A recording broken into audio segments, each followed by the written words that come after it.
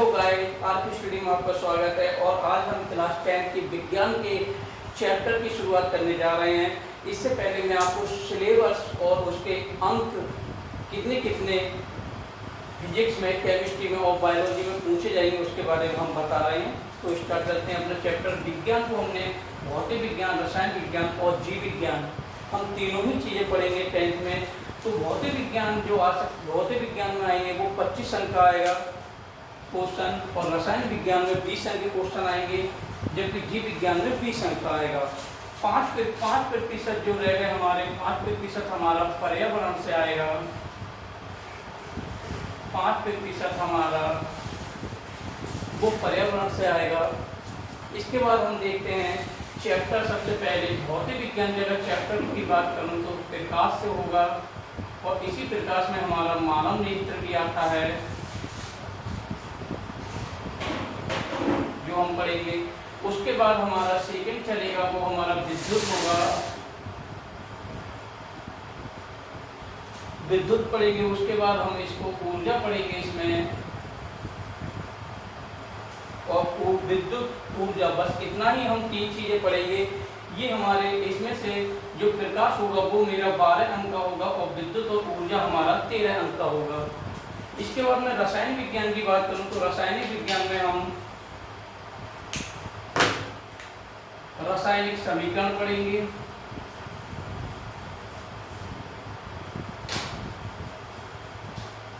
रासायनिक समीकरण पढ़ेंगे सबसे पहले। उसके बाद हम जानेंगे अम्ल और क्षार के बारे में, अम्ल, क्षार एवं लवण के बारे में। तीसरा हम इसमें ही धातु और अधातु के बारे में जानेंगे।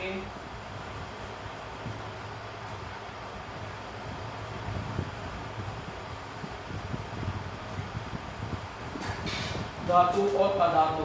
चौथा हम जानेंगे आवर्तों का वर्गीकरण। तो तत्वों का हम वर्गीकरण के बारे में जानेंगे।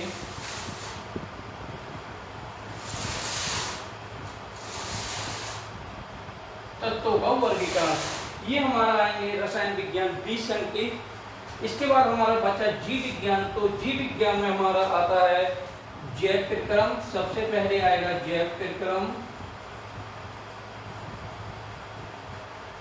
जैव प्रक्रम आएगा, और उसके बाद आएगा हमारा जैव प्रक्रम के बाद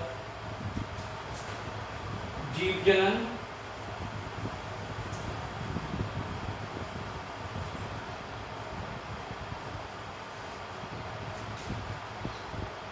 ये तीसरा हमारा चैप्टर एक और आएगा, उसे बोलेंगे अनुवांशिकी।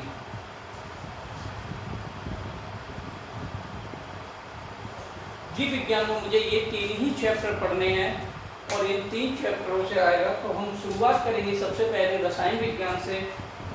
सभी को मैं स्किप करता हूँ।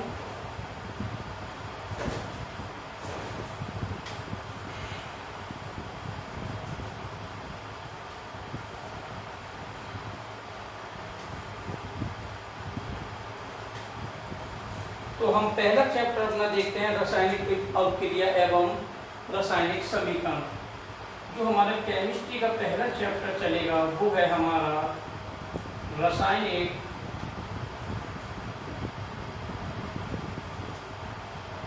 अभिक्रिया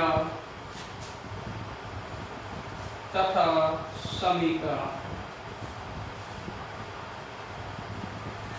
रासायनिक अभिक्रिया और रासायनिक समीकरण में हम पढ़ेंगे कि रासायनिक अभिक्रिया में क्या होता है। जब दो या दो से अधिक तत्वों को मिलाया जाता है तो एक नया तत्व बनता है, उसको हम रासायनिक अभिक्रिया में प्रयोग करेंगे।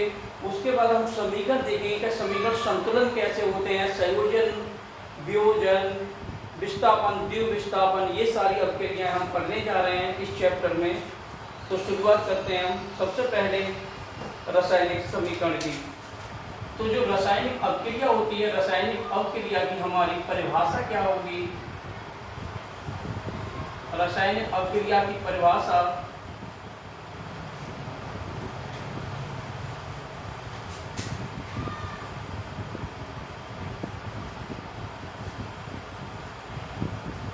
किसी पदार्थ द्वारा दो या दो से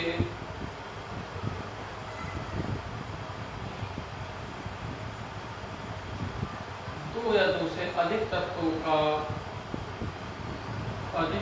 की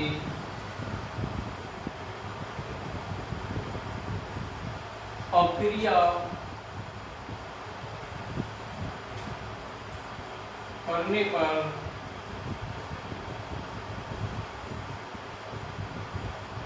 जो यौगिक बनता है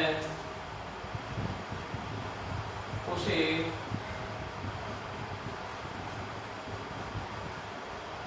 रासायनिक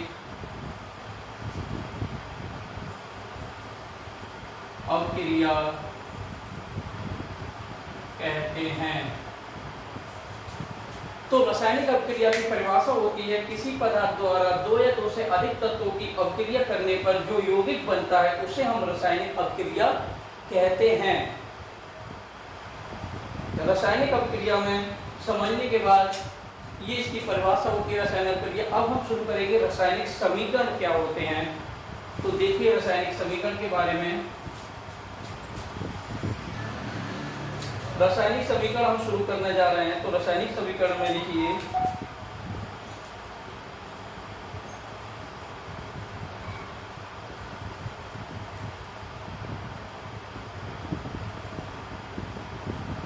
रासायनिक समीकरण में हम शुरुआत करने जा रहे हैं परिभाषा लिख। तो रासायनिक समीकरण हमारा लिखा जाता है जब